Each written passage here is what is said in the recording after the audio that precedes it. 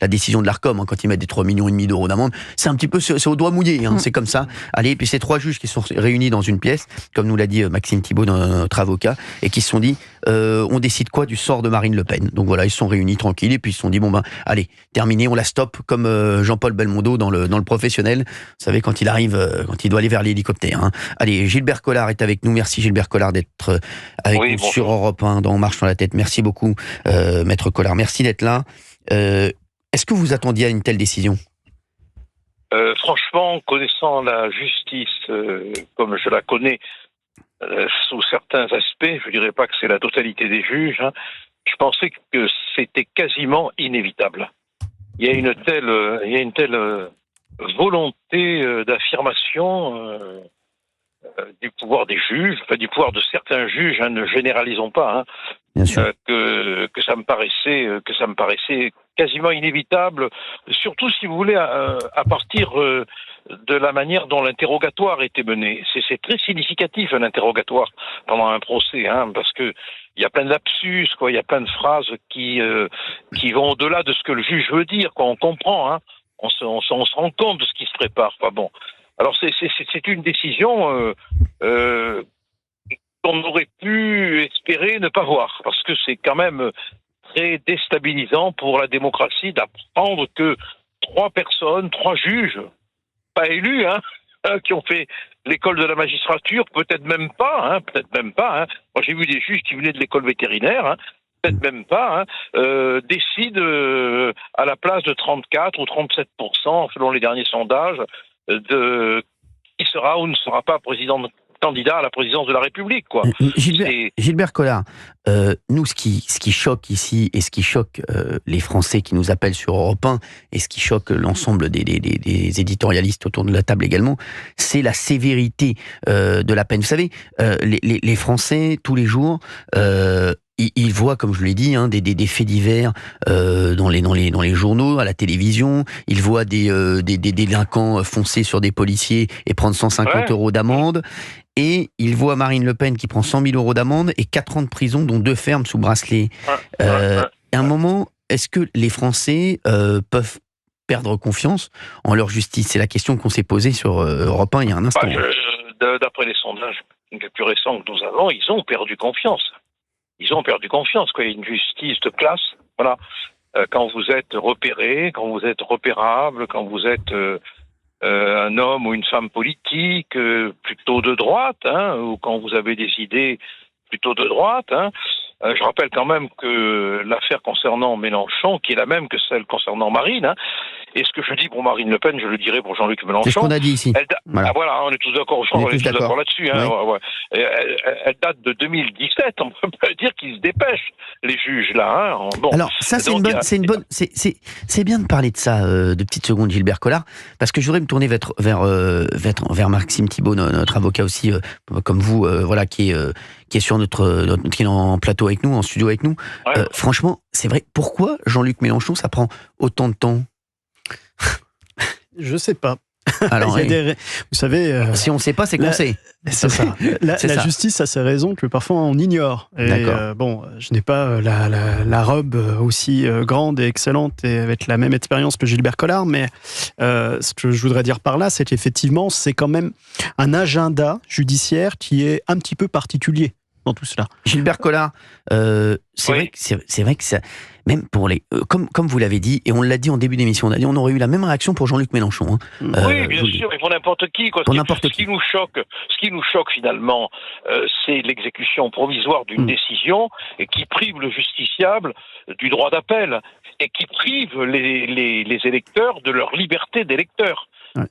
C'est ça d'autant plus que le Conseil constitutionnel, dans sa récente décision, vient de rappeler le juge à l'obligation de préserver la liberté de l'électeur. C'est un comble. Oui, c'est un comble tout de même. Bien sûr, c'est un comble. Maxime Thibault. Moi, j'ai eu la chance, quand j'étais élève avocat, d'aller au Conseil d'État pendant 6 mois et d'être assistant de conseiller d'État. J'ai vu des gens brillants, rarement aussi brillants intellectuellement. Et il y avait un conseiller d'État qui m'avait dit, vous savez, quand on fait la justice, quand on prend une décision, il y a une règle très simple à avoir, c'est qu'il faut combattre ses passions et rechercher la raison. Pourquoi ? Parce qu'il ne faut pas se laisser aller par ses émotions et puis juger comme on le pense, il faut juger comme le droit l'exige.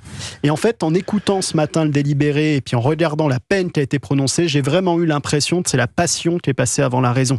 Parce que le Conseil constitutionnel a rappelé ce qu'était la raison vendredi, c'est le respect des électeurs. Et la passion peut-être de ces magistrats, c'était d'empêcher les électeurs d'avoir Madame Le Pen comme candidate en 2027. Et on l'a retrouvée à travers cette décision. Si la décision avait été juste à proprement parler, on n'aurait pas aujourd'hui tout ce débat par la politique, par les commentateurs sur une décision de justice. Priorité aussi au direct. Je crois qu'Elon Musk vient de soutenir Marine Le Pen. Ah oui, oui, si on peut regarder ça, c'est ce qu'on me dit comme info. Oui, apparemment. Marine Le Pen a le soutien d'Elon Musk qui dénonce un abus du système judiciaire. Regardez si c'est vérifiable ça, mais en tout cas ce serait fou aussi qu'Elon Musk soutienne Marine Le Pen. En tout cas, Gilbert Collard, je voudrais vous remercier d'avoir été avec nous. Est-ce que j'ai une dernière petite question à vous poser, Gilbert Collard. C'est une question que j'ai posée aux auditeurs d'Europe 1. Il y a beaucoup d'auditeurs qui sont inquiets pour la France et qui sont inquiets de tout ce qui se passe avec là on a eu Nicolas Sarkozy la semaine dernière, on a Marine Le Pen, on a aussi, même si c'est moins important, mais quand même, on a quand même enlevé une chaîne de télévision en français. C'est pas rien. Il y a de ça même, c'est quand même, c'est quand même mais c'était fin février. On a l'impression qu'il se joue quelque chose quand même en France actuellement. Moi, j'ai l'impression que à l'heure actuelle, on sent que le rétrécissement du nœud coulant autour du cou de nos libertés, de voter, de parler, d'agir, d'être journaliste, d'écrire, se resserre de plus en plus. Alors, et le vent se lève, hein. Le vent se lève. C'est ça. Justement, Gilbert Collard, est-ce que c'est dû au fait aussi que qu'il y a un nouveau récit dans les médias, qu'il y a un autre son de cloche, qu'il y a aussi Marine Le Pen qui a été créditée hier dans un dernier sondage de 37%, au premier tour. Est-ce que c'est la panique qui fait qu'aujourd'hui on sent qu'il y a de moins en moins de liberté d'expression ?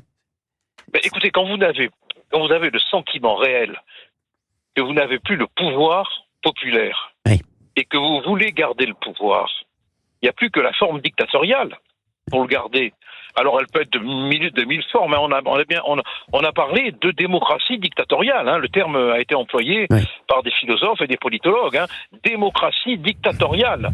Bon, c'est pas une invention de Gilbert Collard. Hein. Ça a été codifié, étudié. On est dans une démocratie dictatoriale. Des gens qui n'ont plus le pouvoir, parce qu'ils n'ont plus le peuple, veulent garder le pouvoir. Alors, je vais vous dire ce qu'a tweeté Elon Musk, Gilbert Collard, parce que ça rejoint ce que vous venez de dire. Lorsque la gauche radicale ne peut pas gagner par le vote démocratique, elle abuse du système juridique pour emprisonner ses opposants. C'est leur manuel de jeu standard dans le monde entier. Voilà. C'est incroyable. Voilà, on est complètement en phase. Je ne savais pas qu'il avait ce qu'il avait dit, mais et vous verrez que plus ça va aller jusqu'au moment où ils provoqueront, comme chaque fois dans l'histoire, la grande colère. Hein, ça va continuer. On va pourchasser les gens qui disent ce qui ne plaît pas, les gens qui pensent ce qui ne plaît pas. Bon, c'est ce qu'on appelle la démocratie dictatoriale. Alors, merci. On va revenir sur ce qu'a dit Elon Musk. Il a rajouté quelque chose sur Marine Le Pen. Il a cité des différents hommes politiques qui ont été censurés ou condamnés. Merci en tout cas Gilbert Collard d'avoir été avec nous sur Europe 1. Merci beaucoup. Merci à vous. Merci beaucoup. Aussi, hein. Merci. Je vous embrasse. Merci. En fait, il reprend un tweet où ils disent Marine Le Pen en France, Jair Bolsonaro au Brésil, Matteo Salvini en Italie, Donald Trump aux États-Unis et celui dont je vous parlais, Georgescu, donc en Roumanie, qui est ce candidat tout récemment. C'est ça, il répondait à Mike Benz. Voilà, il arrive en tête au premier tour en Roumanie, On décide d'annuler le premier tour, parce qu'on dit qu'il y a des ingérences russes, quelques comptes TikTok vous favorisant, comme si quelques comptes TikTok suffisaient à arriver en tête à un premier tour. Et après, on refait l'élection présidentielle. Donc là, il repart en campagne alors qu'il avait gagné le premier tour. Et on lui dit, non, n'avez pas le droit de vous présenter à la nouvelle élection présidentielle qu'on organise, alors qu'il était favori des sondages. Donc vous voyez où on en est en Roumanie, et c'est évidemment en Europe. Donc voir coup sur coup en Europe ce qui se passe en Roumanie, ce qui se passe en France. Mais c'est ce qu'a dit le vice-président américain. J.D. Vance à Munich. Très vite après l'investiture de Donald Trump. Il a dit qu'il y avait un problème en Europe au niveau de la liberté d'expression, qu'il allait devenir de plus en plus croissant. Donc ils ont quand même des infos, ils ont le pouls quand même de ce qui se passe. On a des auditeurs en ligne, 01 80 20 39 21 sur Europe 1. On a Anne-Marie qui est avec nous. Bonjour Anne-Marie. Anne-Marie du Nord. Merci d'être là Anne-Marie. Merci d'être avec nous. Bonjour Cyril, on vous regarde toujours, vous nous manquez. Merci Anne-Marie. Je dis bonjour à votre équipe que j'aime.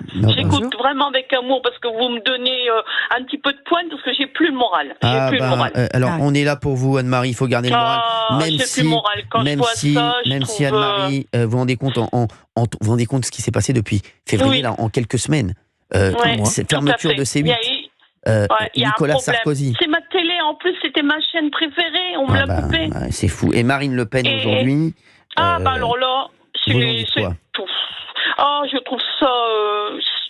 On est écœuré de voir ça. Parce que notre France, elle s'éteint. On n'est plus en sécurité. Je me demande si je suis dans mon pays. Il y a un problème là. Il faudrait les juges. Il y a un problème. C'est pas normal. Il y a eu Zemmour, il y a eu Sarkozy. Maintenant c'est Marine Le Pen. Il y a un problème. Il faudrait aller voir ces juges. Moi je voudrais leur dire que notre France, De Gaulle, il reviendrait. Il dirait c'est pas possible. Je trouve ça. Heureusement, vous êtes là pour nous parce qu'on n'aurait plus le moral du tout. Ça me touche beaucoup, Anne-Marie. Merci parce que aujourd'hui, ce que dit Anne-Marie, vous avez vu, j'ai commencé l'émission comme ça aujourd'hui. J'ai dit les Français ont peur. Les Français, les Français ont peur de ce qui se passe. Ils se disent, on a l'impression qu'on n'a plus les cartes en main et qu'on nous donne un jeu qu'on ne veut pas. On nous distribue un jeu qui n'est pas le jeu qu'on veut, avec lequel on veut jouer.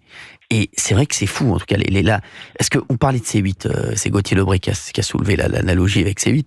Et c'est vrai que c'est dans la même lignée. Je suis désolé. Choisir à la place des Français. C'est dans la même lignée. Et je suis désolé. Favorite de la TNT, favorite de la présidentielle. Exactement. Choix qui s'impose, qui est imposé par un petit groupe à l'ensemble du pays. Mais moi, j'ai une question. J'ai l'impression, dites-moi si je me trompe, que ça s'est vraiment, vraiment, vraiment amplifié, ce sentiment, depuis quand même l'arrivée d'Emmanuel Macron. Et surtout, depuis le deuxième mandat d'Emmanuel Macron. C'est un guignol. Qu'est-ce qu'il fait là? Il ne fait rien. Il ne demande pas l'avis aux Français. C'est nous qui décidons. Je vais vous dire, Anne-Marie, quand il donne 3 milliards... 2 milliards de plus à l'Ukraine. Quasiment 8 en tout. Et à quasiment 8, je suis désolé, on veut bien aider l'Ukraine, mais il faut demander l'avis aux Français. Je suis désolé. Oui, tout à fait. C'est comme ici avec Marine Le Pen, on devrait demander notre avis aussi. Parce que c'était quelqu'un de bien. Et là, on la casse encore, mais c'est pas... Mais où on va aller? Là, moi, je suis plus dans mon pays, j'ai envie de partir, je ne peux même pas partir parce que j'ai pas les moyens. Mais je trouve ça, les gens ont peur. Et je parle avec tous des Français autour, même de toute la famille. Moi, j'ai ma famille qui est en Allemagne aussi. J'ai mes sœurs qui sont là-bas, une sœur. Et quand on en parle, on a peur pour nos petits-enfants. J'ai mal au cœur, j'ai peur. Anne-Marie, gardez le moral. En tout cas, vous êtes un amour. Vous êtes là. Je vous remercie. Votre équipe, Gauthier, je vous regarde tous les soirs. Merci Anne-Marie. Merci pour lui. Non, mais vous êtes très agréable Il est agréable, je garde le moral, c'est grâce à Cyril. Merci beaucoup, vous êtes un amour, Anne-Marie. Je vous fais des gros bisous. Embrassez la famille. Moi aussi. Je vous embrasse. Et on est là tous les après-midi sur Europe 1, 16h-18h. Vous nous appelez quand vous voulez. C'est gentil. Merci beaucoup. Vous nous appelez. On vous embrasse, Anne-Marie. Merci. Vous avez vu? Non, mais est-ce que vous avez vu la détresse de cette dame, Anne-Marie? Et je peux vous dire qu'elle représente énormément de Français. Anne-Marie, quand elle nous parle aujourd'hui, quand elle avait les larmes aux yeux. Et on s'en prend à qui avec ces décisions? On s'en prend à la France populaire. Exactement. Qui composait le public de C8 et de TPMP? Qui compose l'électorat de Marine Le Pen? Il suffit d'aller à Hénin-Beaumont pour comprendre pourquoi Marine Le Pen parle souvent et avant tout de pouvoir d'achat, avant même d'autres sujets comme celui de l'immigration. C'est le vote populaire, le vote ouvrier. Donc on s'en prend à la France qui n'a pas la parole dans les médias. qui est représenté par vous, Cyril, qui vous en faites parfois le porte-voix de cette France ouvrière, par donc Marine Le Pen qui a capté une partie de cet électorat-là. Donc c'est la France silencieuse, c'est la majorité silencieuse. Alors il y a Sébastien Delogu qui a réagi. Camille. Qu'est-ce qu'il dit? Camille Chais, ça veut dire c'est un grand niveau. Oui, non, mais le niveau de ce gars quand même, ça veut dire bien fait pour elle. Voilà, c'est franchement, c'est franchement, mais non, mais lui, ça en dit plus sur lui que sur Marine Le Pen. Cette réaction. Non, mais lui quand même, lui franchement, c'est quand même, ça montre le niveau quand même. Est-ce qu'il faut continuer à en parler? Non, vous avez raison, mais bon, de toute façon, c'est vrai que surtout qu'il ne suit pas la ligne du parti, il ne suit pas la ligne de Jean-Luc Mélenchon. Il comprend rien. Il comprend rien, lui. Je vais vous dire, c'est vrai qu'il comprend pas grand-chose. Je parlais d'Emmanuel Macron il y a un instant, après on va prendre d'autres auditeurs. Les Français, les auditeurs d'Europe 1, les gens qui m'interpellent dans la rue, ont le sentiment qu'il se passe quelque chose depuis quand même le deuxième mandat d'Emmanuel Macron, et ils mettent ça aussi sur le dos de l'Europe, c'est-à-dire qu'Emmanuel Macron est un europhile, un européiste, voilà, non mais c'est vrai, et ils mettent ça sur le dos de l'Europe. Et quand le vice-président des États-Unis disait la liberté d'expression est en danger en Europe, on a l'impression qu'Emmanuel Macron et Ursula von der Leyen et d'autres s'inscrivent dans cette liberté d'expression de plus en plus restreinte. Mais rappelez-vous, Cyril, on n'a pas eu de campagne électorale, on en a parlé ici, on a été privé de la dernière élection présidentielle avec la chape de plomb de la situation en Ukraine. Souvent, Emmanuel Macron et le bloc central, qui a une grande responsabilité, a dit « Nous sommes à nous seuls le camp de la raison, et ceux qui ne partagent pas notre politique sont donc des dangereux. » Donc, en voulant, moi je trouve très sain la confrontation gauche-droite.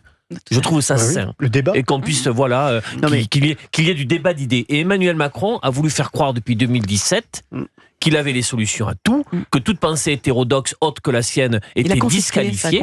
On l'a vécu sur beaucoup de séquences, sur les gilets jaunes, sur la retraite, sur le Covid.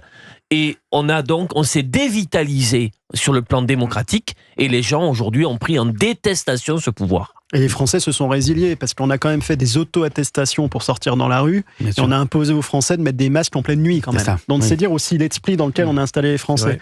Mais vous savez, ce côté illibéral, il date pas d'hier. 2005, les Français votent non au traité constitutionnel à 55%, et on fait passer le traité de Lisbonne en 2007, qui est la copie de ce traité constitutionnel de 2005 qui avait été rejeté par voie parlementaire. Pourquoi ? Parce que on ne respecte pas, les Français, le vote populaire dans notre pays. Mais cette confiscation, on va la sentir dans les urnes. Cette confiscation, évidemment, parce que on a le sentiment d'une pression, et à un moment, la cocotte minute... La présidentielle qui vient ne ressemblera à aucune autre. Tout à fait, ça sera inédit. Alors là, attention.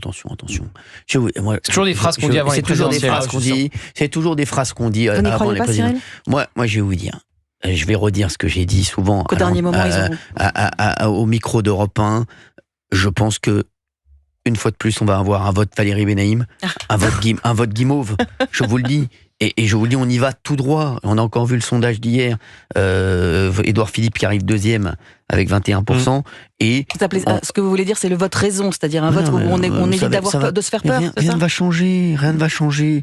Ça va être Édouard Philippe si ça continue comme ça. Si vous arrêtez aujourd'hui, si vous faites les élections demain, c'est Édouard Philippe le président de la République. Moi, vous savez comment je fais pour savoir qui est le président de la République ? Tous les jours, je fais un point et je dis voilà, jusqu'en 2027, qui est le président de la République à l'instant T. Oui, alors. Au 31 mars 2025, c'est Édouard Philippe le président. Pourquoi ? Parce qu'il est au deuxième tour face à Marine Le Pen et il gagne. Pourquoi ? Parce que vous êtes alors Marine Le Pen n'est plus au second tour. Ou face à Jordan Bardella et il gagne. Forcément. Donc voilà. Donc je vous le dis. Donc aujourd'hui, à l'instant T, lundi 31 mars 2025, le président, c'est Édouard Philippe. Aujourd'hui, oui. Et voilà. Oui, mais ça fait quand même 2 ans que là, c'est Édouard Philippe. Ça fait quand même un an. Voilà. Donc je vous le dis, c'est Édouard Philippe. Le président, donc c'est un président, j'ai rien contre Édouard Philippe, il est très sympa, je l'ai rencontré, il est très sympathique. Voilà, on peut manger un tiramisu ensemble, mais c'est pas lui qui va bouger les lignes. Non mais je vous le dis, ça va être pareil. Il va peut-être davantage respecter les Français parce qu'il a été élu. Oui, bien sûr. Écoutez, pour moi, c'est Emmanuel Macron un cran en dessous. Excusez-moi, parce que Emmanuel Macron, voilà, c'est un cran en dessous, donc ça sert à rien. Allez, on en parle dans un instant sur Europe.